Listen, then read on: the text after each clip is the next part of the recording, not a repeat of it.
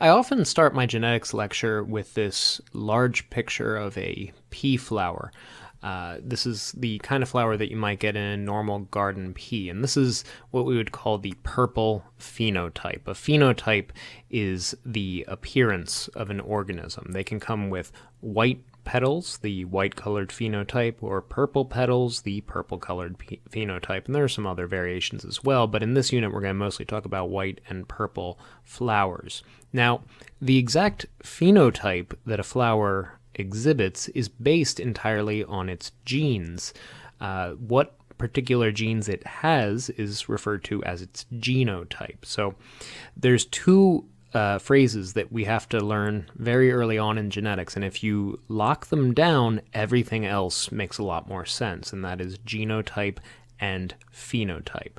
The genotype is what specific versions of genes do you have? What are your alleles, they're called? You get one from each parent.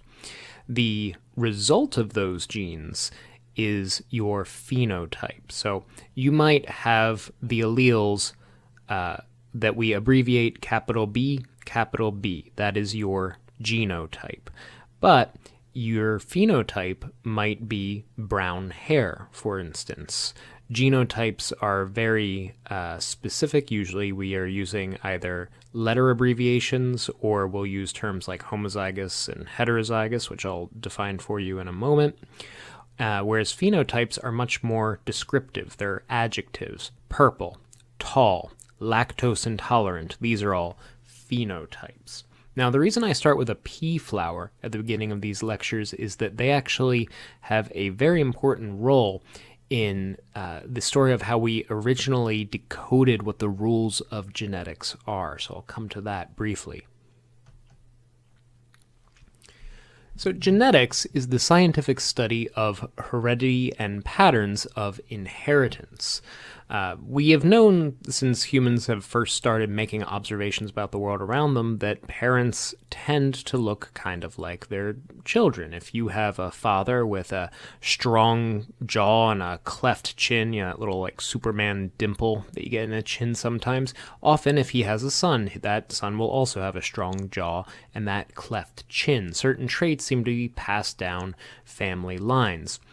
In law, when a wealthy landowner, a lord, dies, he's going to pass on his fortune to his children. That is their inheritance. So when we needed a term to describe this process of passing traits from one generation to another, we just sort of borrowed the term inheritance. So genetics is the study of inheritance, heredity, and what the rules for inheriting traits is. Now, genetics is going to explain why offspring look like their parents, but it also explains why inbreeding makes certain genetic disorders a lot more common. And as far as inbred families go, you can't get much more so than the royal families of Europe. So pictured to the left here, we have Charles II of Spain. And this portrait artist was trying his level best to make him look like a handsome fellow, but he also needed to capture his likeness. So he managed to get this, what they call the Habsburg lip, in here as well. It's sort of a protruding, large lower lip, a sort of structural defect that's passed down on family lines. But because they tended to marry cousins to cousins in order to keep the royal blood in the family, traits like this, which normally wouldn't show up very often, became more and more prominent in that family. This is similar to the way that we breed dogs with certain traits, and you get, increasingly floppy ears over time, or, shorter tails, or all these kinds of things. If you are going to go through this selective breeding process, sometimes traits like this pop in. Another example would be hemophilia in another royal family's lineage. You can see that Queen Victoria, many generations ago, was a carrier for the gene of hemophilia. She had a mutation in her blood, which made her a carrier. Now, some of her children also became carriers, and some of them, like Leopold here, also became a hemophiliac, as a matter of fact.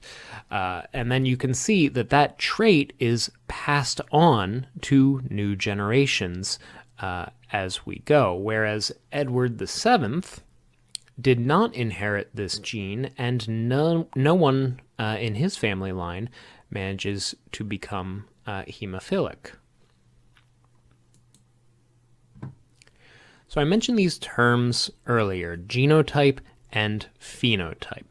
On the left, we have pictured two chromosomes, two single chromatid chromosomes, and every chromosome is going to have a whole series of genes on it, but you have homologous chromosomes inside each one of your nuclei. The homologous chromosomes are matched sets, so they'll have the same kinds of genes in the same locations on each of them. However, you might have different versions of that gene. You might have a gene for fur color that says blonde fur color, yellow fur color, and another one that says brown fur color. It'll be the same kind of gene on both chromosomes, but you might have different versions. So what genes you specifically have, that is your genotype, the specific versions of genes that an organism possesses. Every organism is going to have two alleles for a given trait, and they can either match or mismatch. And we usually designate the different versions, the different alleles of this gene with upper and lowercase letters. That means that if we have some gene A, that your genotype can either be capital A, capital A, capital A, lowercase a, or lowercase a, lowercase a. That's just describing the specific chemical sequence of bases that are present inside your version of that gene. The phenotype, on the other hand, is the result of those genes. The gene is going to code for proteins, as we've talked about before, but those proteins, the different way that they're shaped, the different way that they behave, their different functions, are going to alter the way in which you develop as an organism. So different genes can change your overall appearance. Phenotypes are often descriptive. Purple is a phenotype. Lactose intolerant is a phenotype. Spotted is a phenotype. Okay, so understand the difference between genotype and phenotype, because if you can get that out of the way quickly, everything else in genetics will make a lot more sense.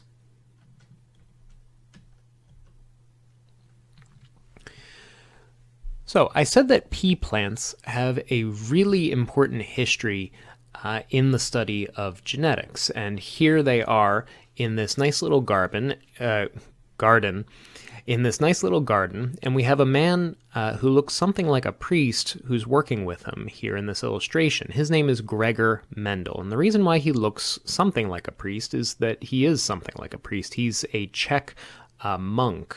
He was alive from 1822 to 1884, and he was always interested in the natural sciences, in mathematics, in all kinds of scholarly pursuits. And at this point in time, one of the best ways to get yourself an education was to join the clergy and see if you could do something useful with that education for your particular abbey. So in his case, he said, hey, I'm interested in gardening, I'm interested in plants, I'm interested in mathematics, different breeding regimens. I think if I were to study the science of biology and study how to grow things, that I could probably make larger crop yields, bigger plants, more varieties of peas and other types of vegetables for us. And they decided that that was probably a good thing. So they paid for his education. Now, he decided to study garden peas for a number of reasons. One is that they're very easy to grow. If you want to get started on gardening, pea plants are a pretty good place to start because they're not too fussy. The next is that they come in a lot of different varieties, and they come in binary varieties, by which I mean you can have either purple-flowered pea plants or you can have white-flowered pea plants. You can have dwarf pea plants or you can have tall pea plants. You can have yellow peas or you can have green peas, but not anything in between. He only wanted to look at traits where there was two distinct forms of each trait. The counterexample to that would be like human height, right? You could have a person who is 6 feet tall. You could have someone who's 5'11". You could have someone who's 5'11" and a half. You could have 5'11" and 3/4, and any possible intermediate in between any two heights. There's no limit to how many varieties of human height you could really have. He didn't want that. That makes the math a little bit too complicated. If you only look at binary situations, purple or white, it makes the math and the results much easier to interpret. Now, they're also very easy to manipulate, and they can self-fertilize. That's important because he wanted to be able to control the lineage of every single one of his pea plants. If they can self-fertilize, and there's a trait that he's interested in testing, then he can fertilize that plant with itself and get another generation where it's much more likely that you'll see that trait popping up again. So it became much easier to get true breeding varieties of certain characteristics with pea plants as opposed to another type of plant that maybe can't self-fertilize.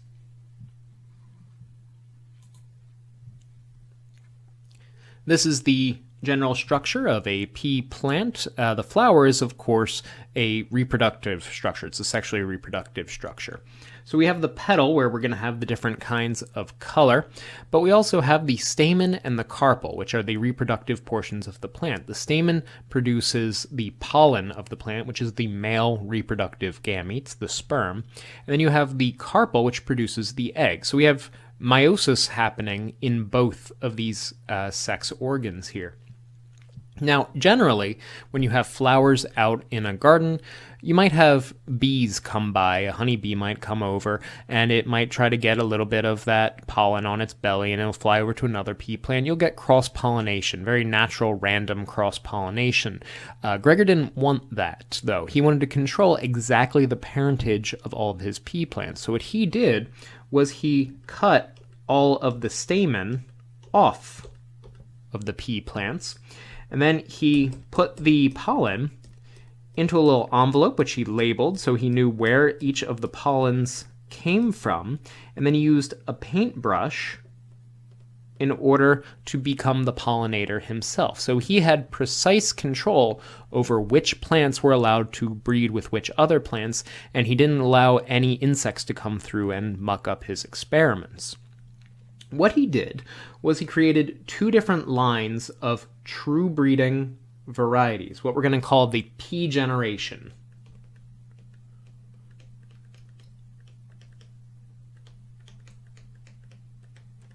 Parent generation of these plants. For each of the pea generation plants, they had a lineage of only one kind of flower color. So for, it doesn't matter how many right now, but let's say for 10 generations, this line of flowers has only had purple flower petals. Any trait of white petals has been bred out of this family line very carefully over quite a few generations. We'll have a second family line where there's only white flower petals. Any trait for purple petals has been bred out over several generations. And then what he wanted to know was, okay, if I breed purple flowers with purple flowers, I only get purple flowers. If I breed white flowers with white flowers, I only get white flowers. What happens if now I cross the purple and white lineages? What if I create hybrid plants? I get something that's a mixture of both. Will they be purple? Will they be white? Will they be some new thing that I haven't seen before? Will there be a combination of the two? Which of these traits will win out? Because up until this point, we've only seen one or the other.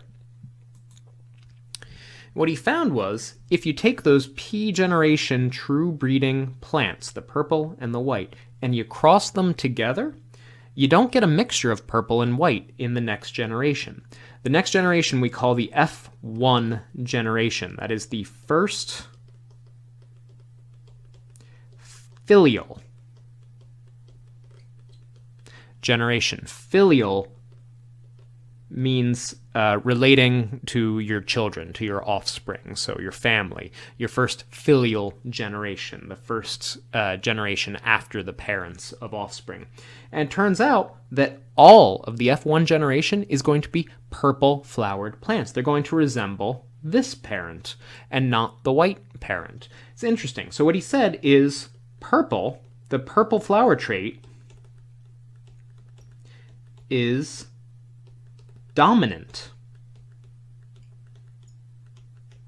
It's dominant. When you have a hybrid, it is the purple flower trait that is actually expressed. So he called that being the dominant trait. And it turns out that white flowers just kind of disappear. But then he became curious. These F1 generation flowers look exactly like these purple P generation flowers, right? But are they the same? Because if I breed these purple generation flowers just with other purples, I'm always going to get purple. That's what I found out for several generations. Is that true with this F1 generation? What happens if I take two members of the F1 generation and I breed both of those hybrids together? And that's when something interesting happened. We got 75% purple flowers on the other side, but then something that wouldn't have happened with the P generation flowers. We got white flowers coming back, 25% white. This is what we call a 3-to-1 phenotypic ratio.